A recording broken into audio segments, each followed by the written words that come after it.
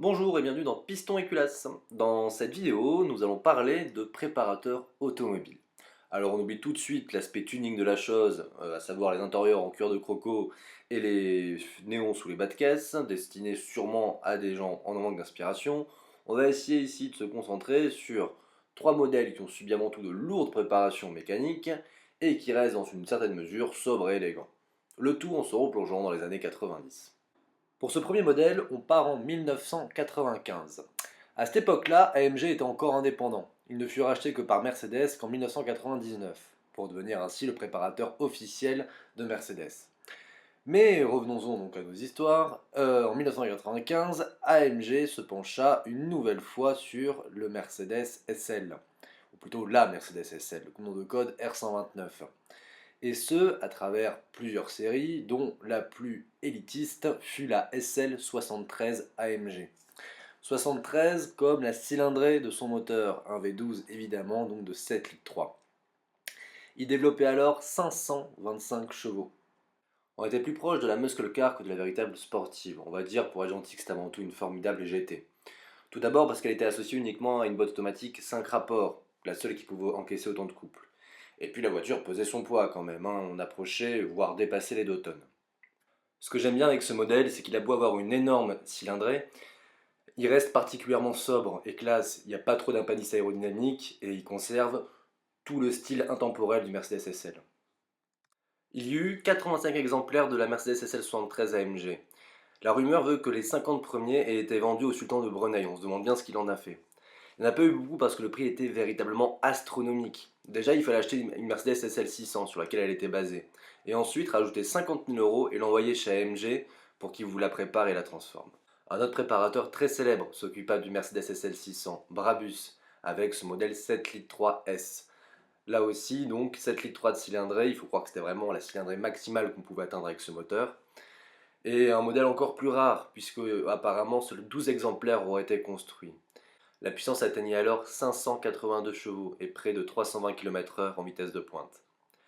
Ce V12 continue à vivre pendant très longtemps sous cette forme de 7 litres 3 de cylindrée, avec évidemment Pagani et sa fameuse Zonda. Pour ce deuxième modèle, on va encore parler de très très lourd, avec la Lister Le Mans. Lister, c'est le nom d'un préparateur anglais qui, à la fin des années 80, décida de s'attaquer à la Jaguar XJS, à la vénérable déjà Jaguar XJS.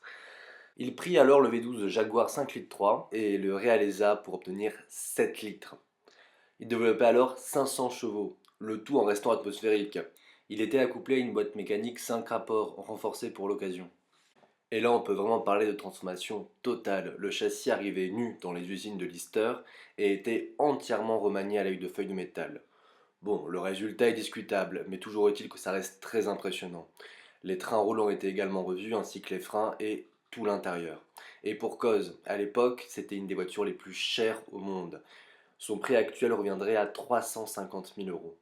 Elle était équipée d'un réservoir de 128 litres. Oui, parce qu'on est bien tourné aux environs des 30 litres au 100 niveau consommation. Il y eut plusieurs versions de cette Lister Le Mans, à la fois en coupé ou en cabriolet, ou alors en version plus sage de 6 litres de cylindrée. On développait alors environ 430 chevaux. Lister s'amusa aussi à mettre des turbos sur son V12 7 litres. Et alors là, on parlait de plus de 600 chevaux. Toujours est-il qu'il est très difficile d'estimer la production totale de ces Lister. On peut parler de quelques dizaines d'exemplaires. Donc pour conclure, cette voiture était hors de prix, elle n'était pas vraiment sportive au vu de son poids et elle se ferait battre dans n'importe quel col de montagne par la plus petite des GTI, et encore si elle arrive parce qu'il faudra ravitailler entre temps en essence. L'habitabilité était pas top comme toute Jaguar qui se respecte. Bref, cette voiture était juste géniale. La décadence à l'état pur. Pour ce troisième modèle, on va parler 4x4. Il faut savoir qu'il fut un temps où les SUV sportifs n'existaient pas. Oubliez Porsche Cayenne, BMW X5M ou autre Mercedes AMG. À l'époque, seul le Range Rover faisait office de SUV. Bon, il se trouve que le Range Rover classique, même dans sa version la plus évoluée, à savoir le V8 4 litres 2, développait à peine 200 chevaux. C'est là qu'intervient Overfinch, un préparateur anglais. Overfinch commença à dévergonder les Range Rover dès 1975.